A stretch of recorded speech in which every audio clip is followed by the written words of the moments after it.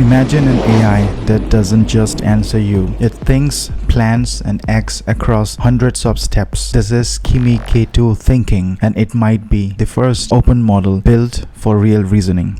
Today, we're breaking down what K2 Thinking is, why it's different, and why this model is actually pushing AI into the agentic era. K2 Thinking is built with one idea: make models think longer and deeper. It's based on a mixture of experts MOE architecture with 1 trillion parameters in total and around 32 billion active parameters per step. And it has a huge context size, 256k tokens. You can feed full PDFs, code bases, long conversation, and it stays consistent. It's an open source model, by the way. But here's the real breakthrough. K2 Thinking can run 200 to 300 sequential tool calls without drifting. This kind of stability is rare. Even closed source models struggle with long chains. It performs surprisingly well on reasoning heavy tests. On humanity's last exam with tools, it hits 44.9%. On BrowseComp, a real web reasoning benchmark, it scores 60.2%. This is amazing. And in math coding tasks, it's near state of the art. For developers and product builders,